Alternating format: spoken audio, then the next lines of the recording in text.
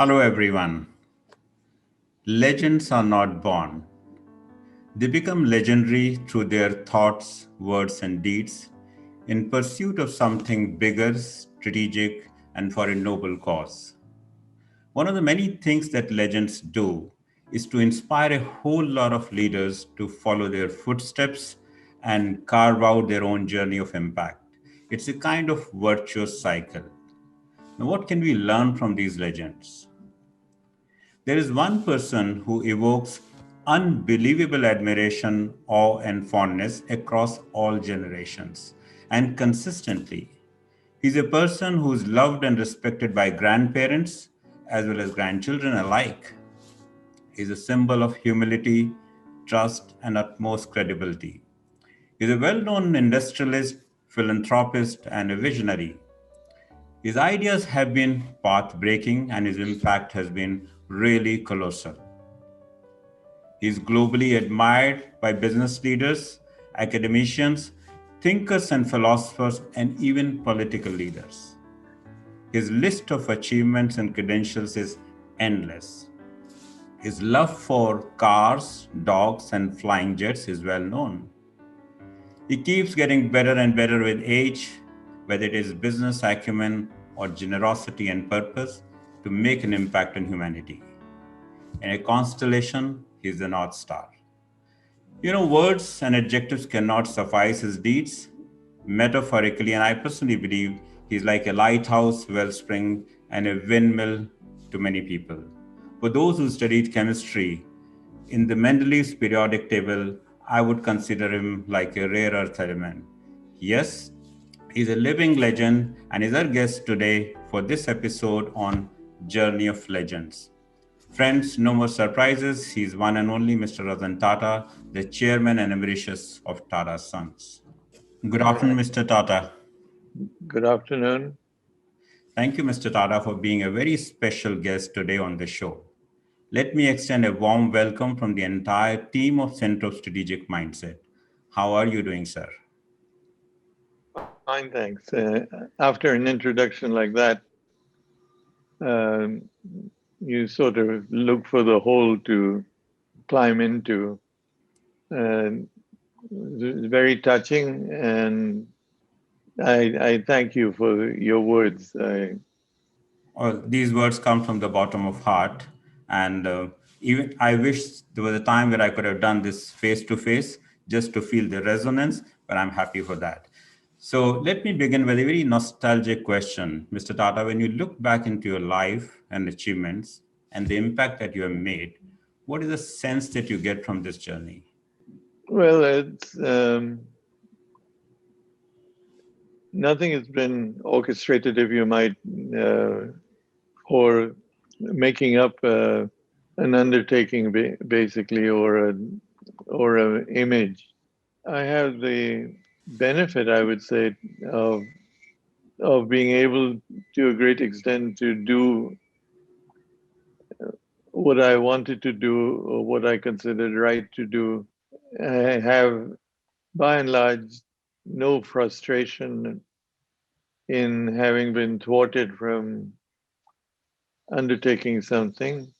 Um, and it's a wonderful feeling if, for most part, because it can never be 100%, for most part, uh, you have been able to set about or conclude something that you felt was important. Someone asked me, what would you like to be remembered for or as?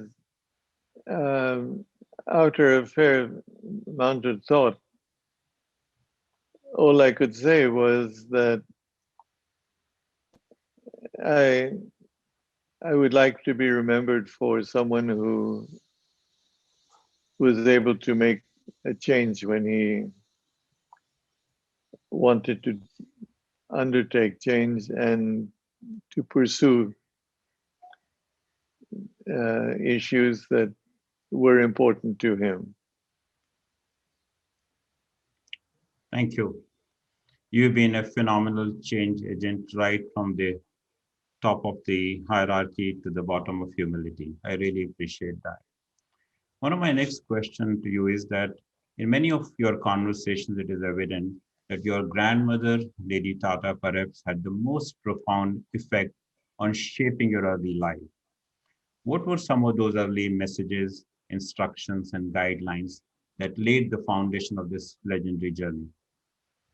There were no guidelines per se. There was a code of conduct that was was conveyed by daily discipline rather than uh, in any codified form. Uh, my grandmother was a person who lived by that kind of code of conduct. It was very important to her more than anything else that uh, she live her life with dignity. And if there was any one attribute you could make to what she lived for, it was the fact that she led a dignified life.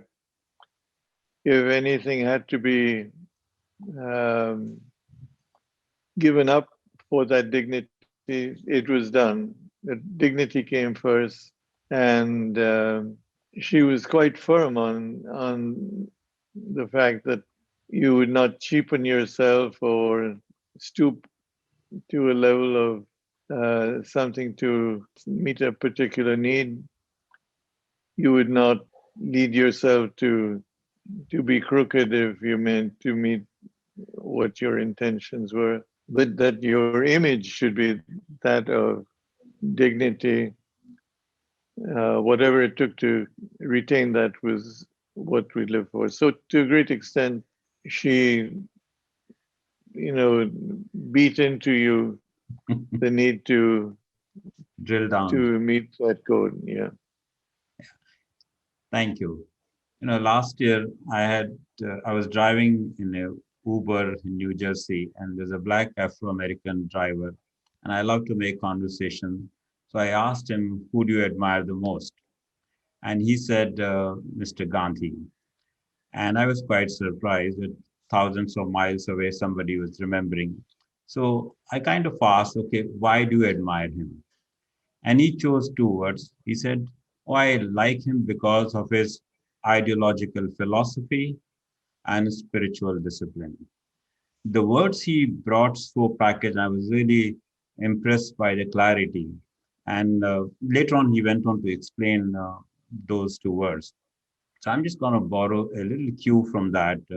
What was the ideological philosophy in your life, and what kind of spiritual discipline you live by? That's for me is somewhat difficult to answer. I'm not a highly religious person.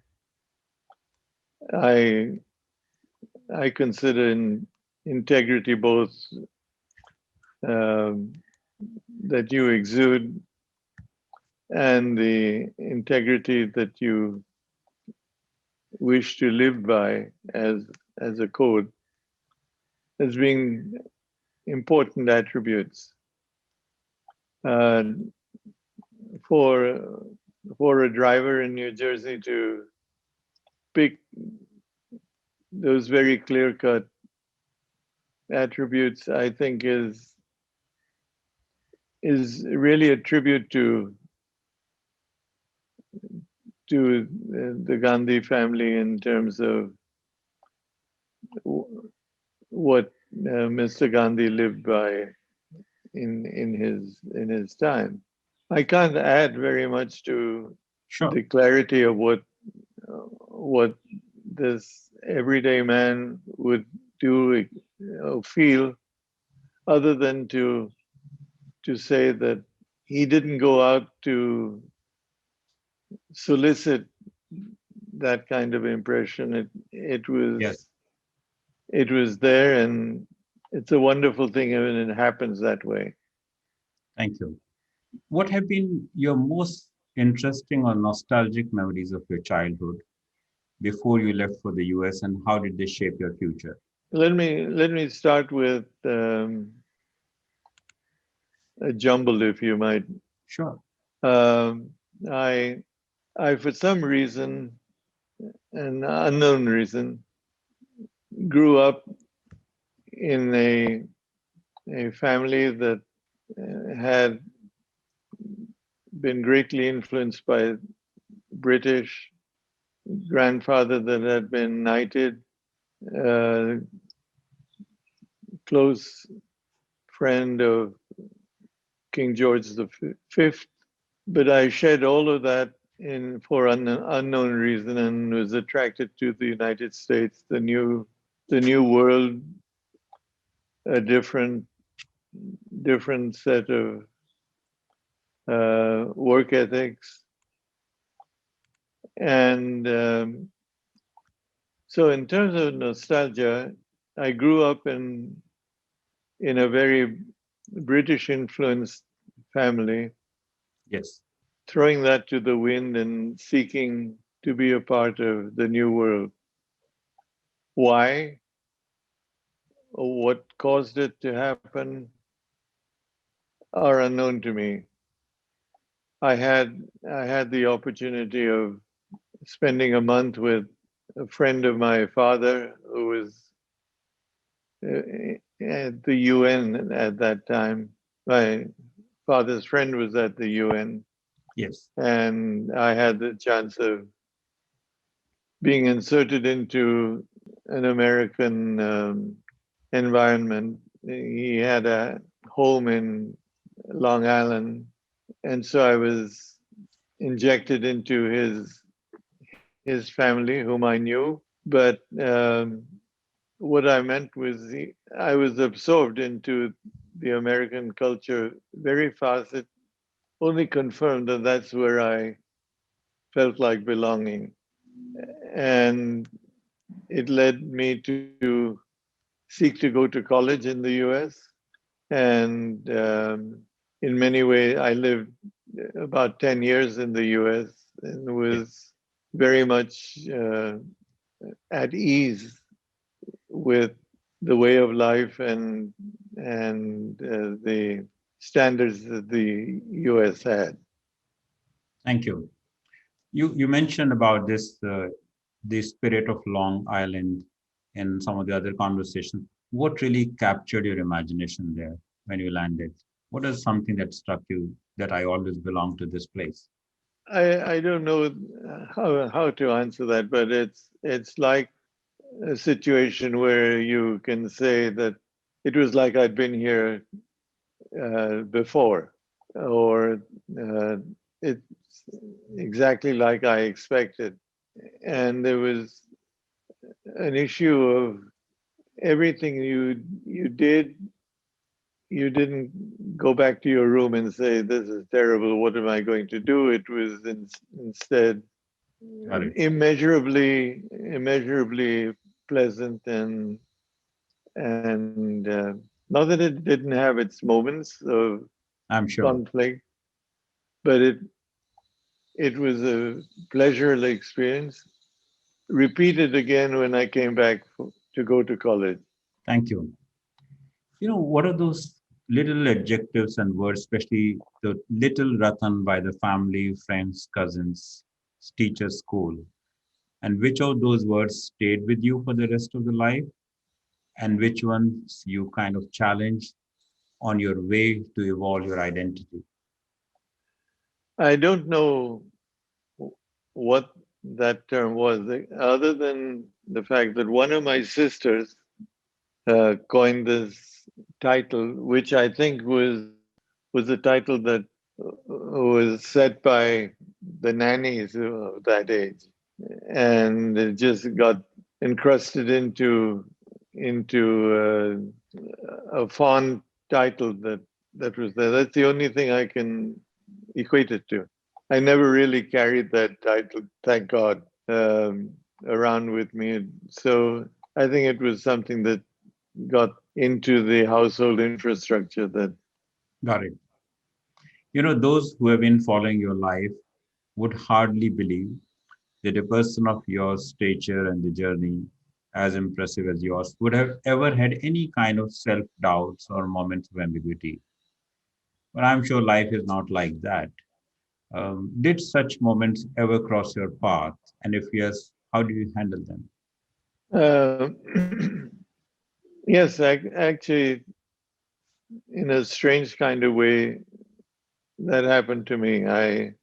As I was in my early year of college, um, I started to be concerned about what would I do after I graduated from college, and what were my interests, and uh, what were the areas that I would enjoy leading uh, a life. One of them, correctly, was architecture, because uh, art and design were areas that I was attracted to. But the other, strangely, was medicine. And in my first year in college, which was, I spent 2 years in mechanical engineering, Yes. and during that time, uh, the sort of distant appeal was that of being a surgeon. And I was back and forth to India in the summer holidays, and got the chance uh, to be present in surgical procedures Yes. at the behest of a surgeon in Bombay. Uh, and contrary to stories of blood making you faint and the smell of uh, antiseptics, etc., it was a thing that led me to question whether I not be as interested to be a surgeon. Mm. It was the rigor of going through medical education that led me to believe that while I had a great interest, I wouldn't have the patience to go through medical school and internship and the rigors of uh, a surgeon's life. While you took architecture and whether you pursued architecture for designing things, but you have definitely been the chief architecture of Tata as a group and global powerhouse. And the journey, especially after 90, it has taken, I think, somewhere those subconscious skills of architecture have taken the group to a phenomenal height. So it turned out to be quite good. Well, I've enjoyed going through uh, that development. I just like to uh, take a moment to to go over to the side and say that how do I feel architecture has helped me in my career. Most people would quickly say that they don't see how that could happen, but in actual fact, architecture had many things that sets you up quite well to be a businessman. Oh, yes. You spend your early life designing things for other human beings. So the criticality of meeting that demand is high. The need to fulfill that need is high.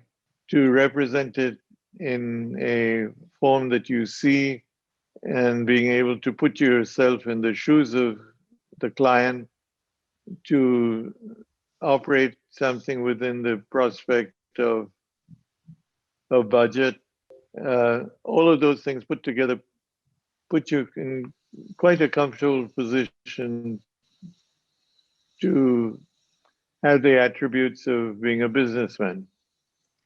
Oh, certainly. I feel sometimes that your first career, whether you pursue or build on that, but what you learn from there subconsciously finds its way in many things that you do. Very briefly, while I started as a geologist and then joined military and then consulting in corporations, but those elements of geology, of exploration, excavation, always come into the relationship and the transactions that I do.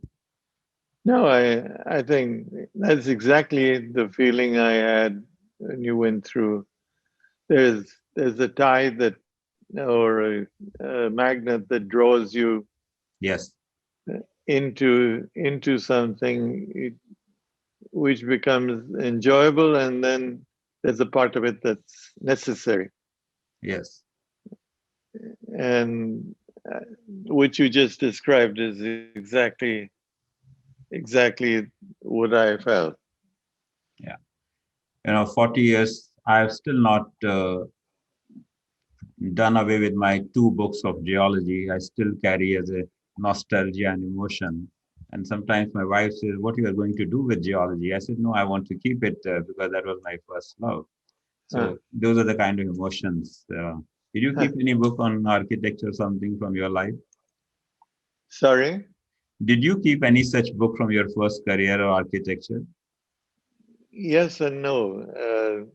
I think most architects of that mid-century period Yes, uh, viewed Frank Lloyd Wright as their vanguard. So the works of Frank Lloyd Wright would be uh, etched in a young architect's career. Not so today, yes, but at that time, that was it. And so you carried um, works of Wright through the period. The influences of that one person was enormous in the field of architecture. yes, A person who was very intolerant, who was very arrogant, but uh, paved the way that most architects of that age lived by. certainly. His buildings were the mecca of young architects. You went through his. He was really the driver of young architects through that period. Thank you for sharing that. In one of your earlier interviews, you mentioned about Ed Winicombe and Sylvia Scott playing the role of surrogate parents.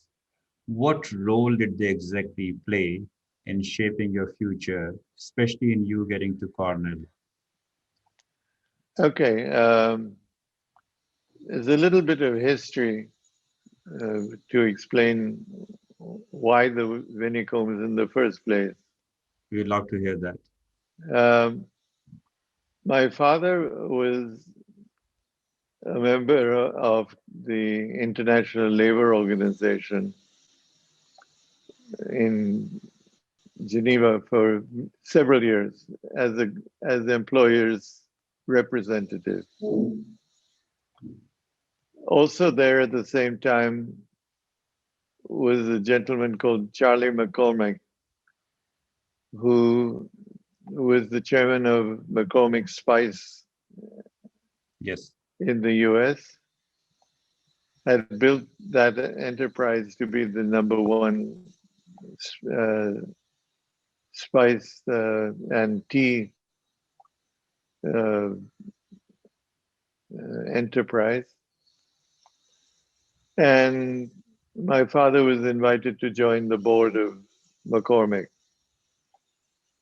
Ed Winicombe was one of the senior VPs. okay, And when when I moved to the US to go to college, Ed Ed Winicombe suggested to my father that instead of being in a dormitory, they it would be nice for me to have a place where I could go to for my holidays or live like an American family. They had no children, had no children living with them. He had a daughter that was elsewhere. And much of that early comfort of being in America was given to me by the Winnicombs, who sort of led me through the acceptable and unacceptable uh, corners of living in the US, gave me a sense of being in a family. So I owe them a lot. Ed was a Cornellian. He went to the hotel school in the U.S. in Cornell, and um, had an influence in my going to Cornell as against MIT, which was the other place I had a desire to go to. Thank you. In life, so many people actually come in our life who play such an important role. And without they being there, we couldn't have progress. And I often relate this to kind of luck. And in my conversations on leadership, I invite people to ask the question to write down how many times do they think they have been lucky. And that's where they surprise that all the credit they give to hard work, luck plays a very important role. My next question to you, Mr. Tata. Many of life's defining memories, like take birth from our day one experiences. Which were your top three day one experiences that created a lasting, a transformative experience for you? Was it Riverdale, Cornell, Jamshedpur, or Flying F-16? I think if I go back in time, um, the interest in aviation was back there. My my first remembrances of flying was sitting on my father's lap or my mother's lap and holding the aircraft. No big deal, but for a young kid, it was uh, it was like driving a racing car. You know, it had a thrill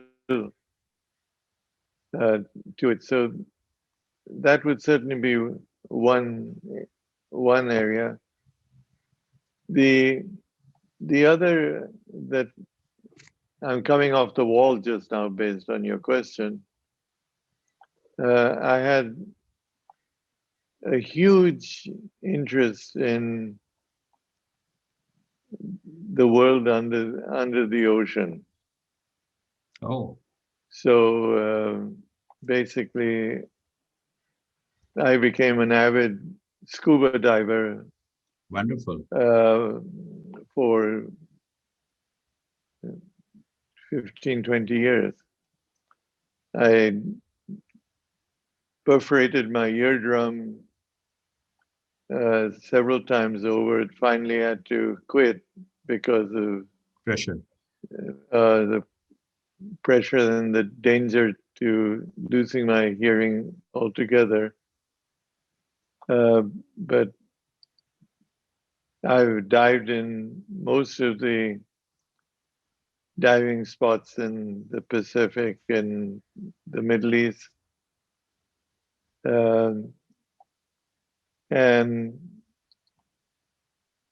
have fortunately never lost my limb to sharks or any, maybe came closer to Oh, really? losing my limb to human sharks, but Oh, yes. not the sharks in the ocean. Uh, so those two come to mind. I can't think of a third offhand. And how was the experience with flying the F-16? That came much later. Yes, The flying the F-16 was a phenomenal experience, but an experience where you expected much more and you were more closely connected to aviation at that time, other than being a 6-year-old sitting on the lap of your parent. certainly. So have you seen the movie Top Gun in your time, or were you kind of impressed by the movie? Did you see the movie? I saw the movie. It was a great movie and very much the kind of movie that draws you into uh, flying, which I was already doing, but into professional flying in the Air Force. When the movie was featuring, I, I think either I had joined the army or I was in the early days, and we were very crazy about the movie, and especially the shot when Tom Cruise is driving on his bike and the jet is flying. That's one of the best shots stays in my memory. Thank you for taking us through these wonderful day one experiences. Let me ask, what's a typical day in the life of Mr. Ratan Tata?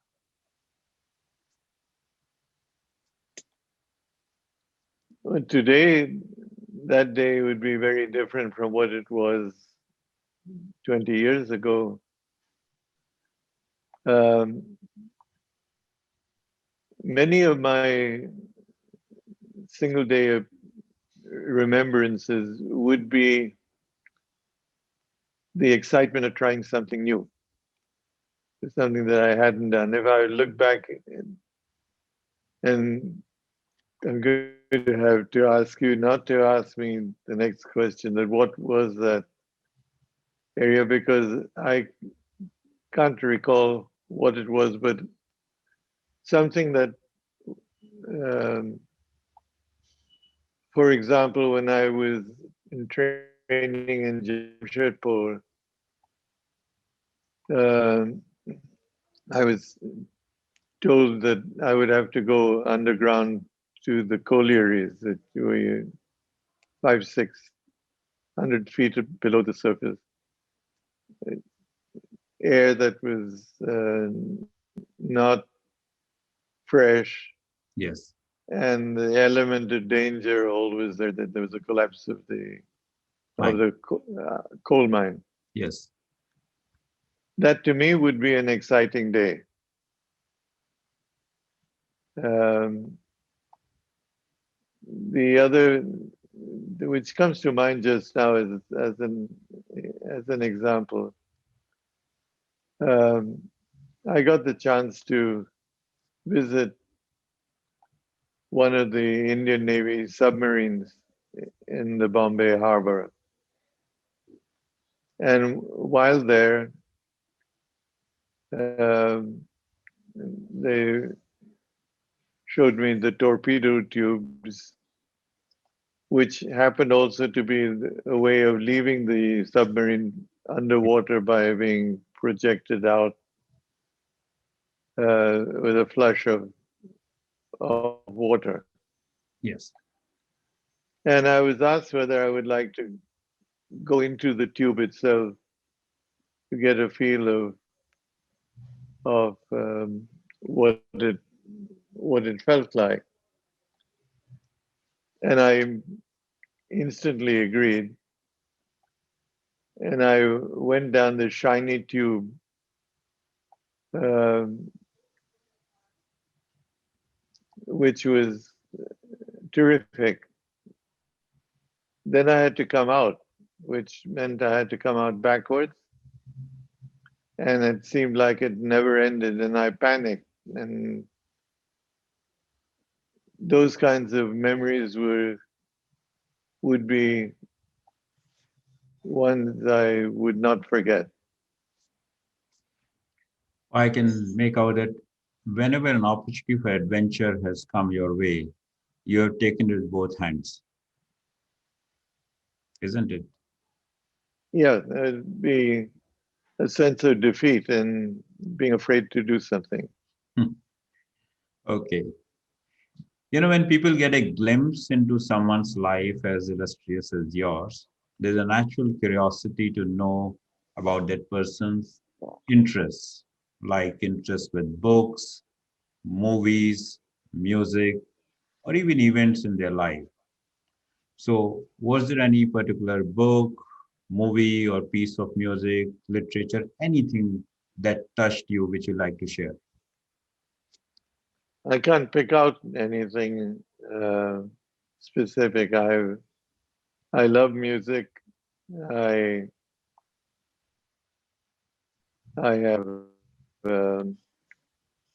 had, I guess, only thing I would say that I have not been attracted to is boxing. It to me made no sense to beat up another person. Um, so that has been a sport that I have not enjoyed. But otherwise, I have an interest in many areas. I can't pick out one of them. What kind of music you love the most?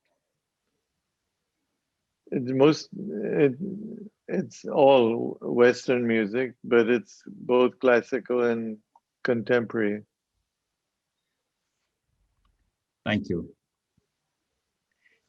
If you had an option of rewinding your life and doing two things differently, what would that be?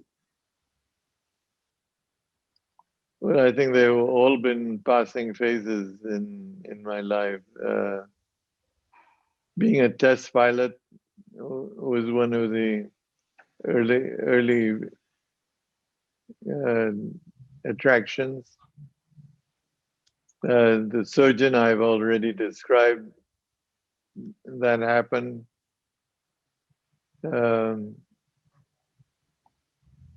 I can't say that I have been fulfilling in terms of moving um, in the musical area to the extent of writing music or there hasn't been that level of interest. But these other areas have been areas that have drawn me. So, we know your interest and passion for the dogs. Um, who has been your favorite dog, or what kind of enjoyments you relish with your dogs? Well, we've always had a dog in the house. I grew up with a dog that was not uh, purebred. It made that was a good place to start because you didn't end up with any preconditions in your mind. Um, any dog that is affectionate, and most dogs are, They are.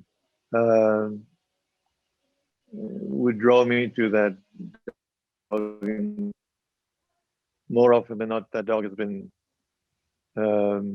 ill-treated and looking for shelter, if you might, or they're looking for a partner just as much as you are. Oh, yes. So uh, I have a young man in my office who has spent his spare time and has marshaled the interests of other young people in finding homes for these stray dogs that have been there, and he's had my encouragement. There's a lot that can be done in the US. There's a new view that Yes. giving stray dogs to prisoners in prison give them something to direct their affections towards and help the, those hard nut people to enjoy the affection and strength that comes from a dog that has nothing to do with the murders that may have taken place with the individual, but comes out making that person a more human person in a tough environment. Thank you for sharing that. As I've been listening to your thoughts and your fondness for doing new things, one thing that comes to my mind is many ways you have been a beginner's mind, or you have been a proponent of a beginner's mindset. And how do you keep infusing uh, or doing what are the things that you do to retain and maintain that beginner's mind? I believe beginner's mind has lots of possibilities and experts have only few possibilities. What are your thoughts on this? Well, one way to kind of answer your question is if you look at something that you haven't done or haven't experienced and you shun it before you have a chance to savor it, you've lost an opportunity to widen your perspective. So if it's not treating stray dogs on the road, or if it's not skydiving from a plane, or it's not undertaking some feat that you want to come back on, say, I tried that, I didn't like it, or I was greatly attracted to it. Um, so I would say I've been drawn into something that I haven't done. Today, I can't say that because age also now prevents you from doing the things you would want to do when you were in your 20s. Yes.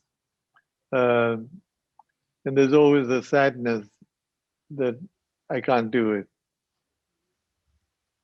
or I am too scared to do it, or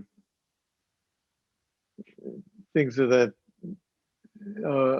nature. So it is it is a moving target that happens as you go through the rigors of something that you want to be. I, for example, always wanted to go into outer space,